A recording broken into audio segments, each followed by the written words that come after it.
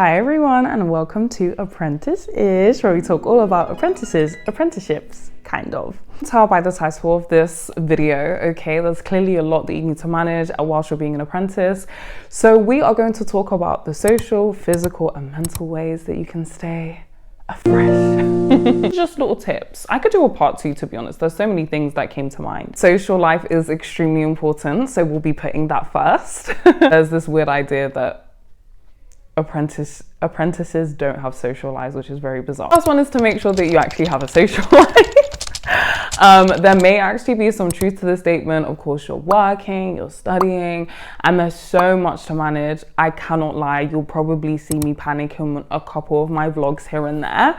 That's because there's many things going on. You know, if you just focus on work, it can be very exhausting and very daunting. So I just wanted to encourage you and everyone and your fellow apprentices to make sure you schedule time in, to see friends, to see family, shake a leg, to enjoy, to go to dinner and brunch and live your life. Make sure you schedule that in though, because in as much as there's constant deadlines and there's constant stresses coming in, it's quite easy to forget. So this is just a friendly neighborhood reminder, apprentice to apprentice, make sure you schedule time in to meet with people. There will always be another assignment to do. There'll always be another piece of work to do. I have been watching a few videos of what people think about when they get to the end of their life, and let's be real, at some point we will all die, okay? They always say that you never feel like, oh, I should do more work or anything like that, but it's wanting to spend more time with friends and family. In your 20s or your 30s, enjoy, and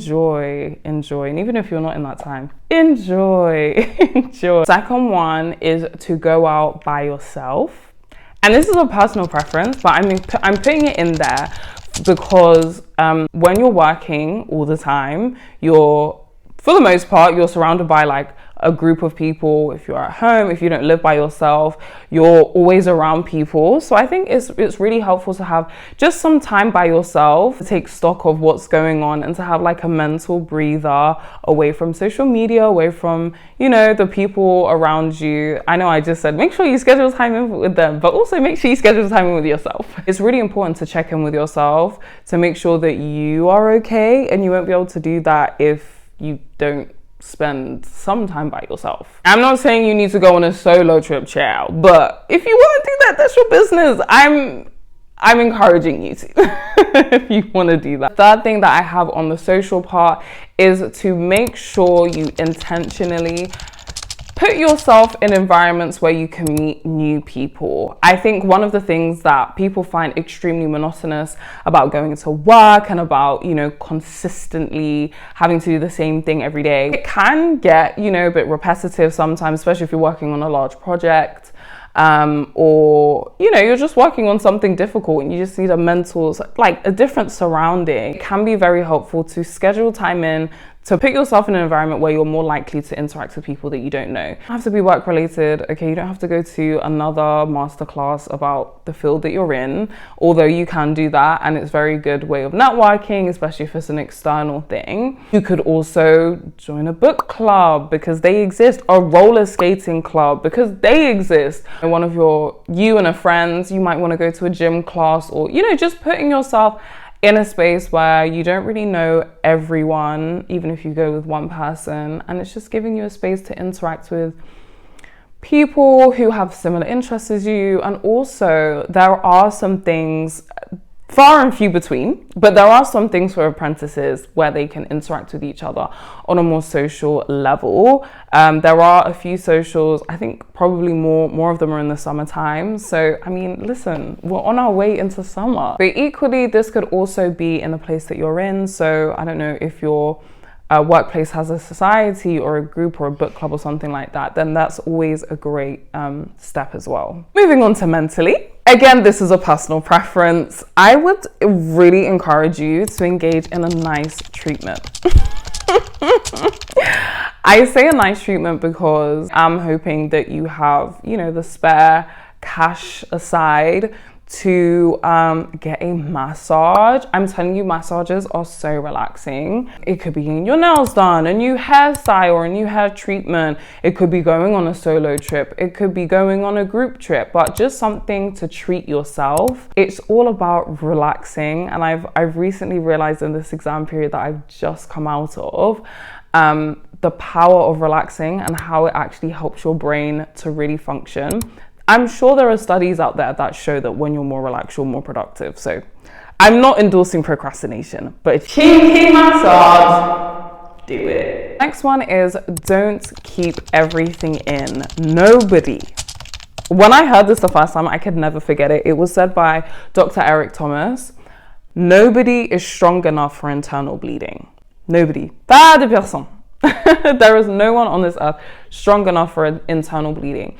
And when you keep everything in and you keep all your stresses, your deadlines and everything, and you hold it in your head, it literally causes, you know, the cortisol in your body to store up, which, you know, in an extreme situation is completely fine. But as it continues over time, especially if you work in a high stress environment, it can be very detrimental to your mental health, especially, of course, your physical health. You could, you know, start losing hair, you know, teeth. Some people can't stand up properly, can't breathe, panic attacks. But we're talking about it from a mental perspective.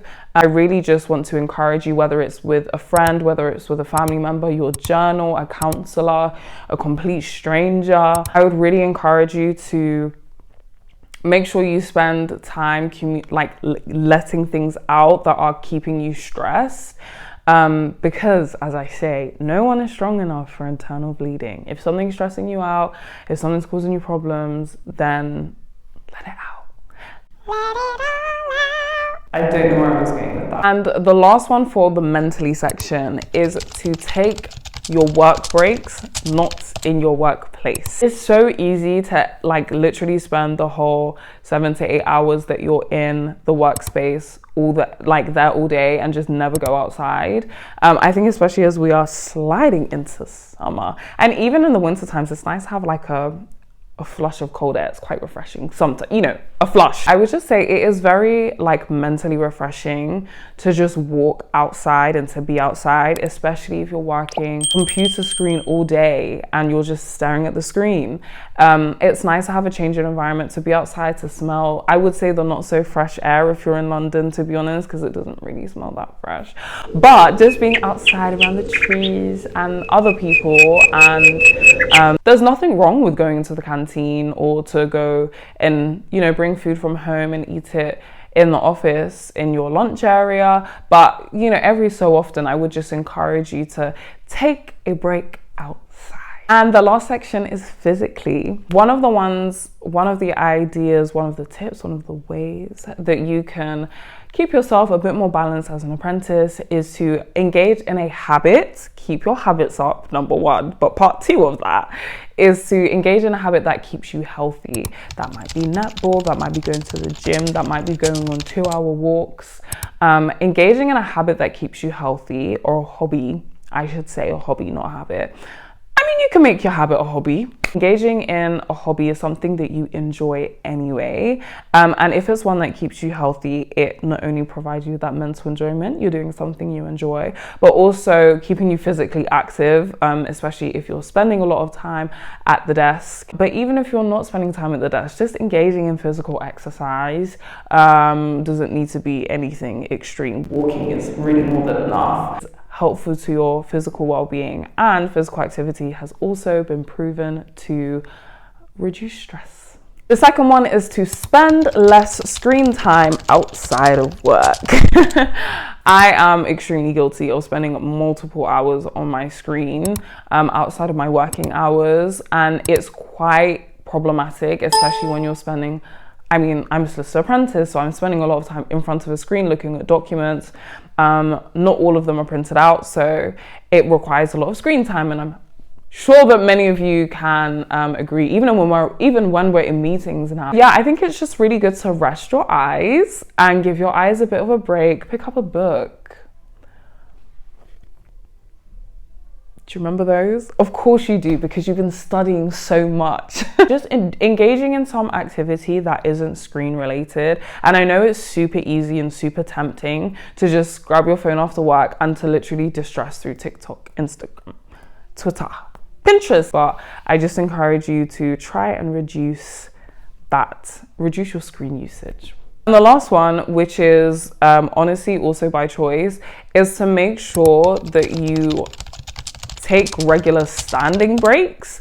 Obviously, again, this really applies if you're in the office, which I am. So this is why I'm giving you these tips. It's like, it's not only really good for your health.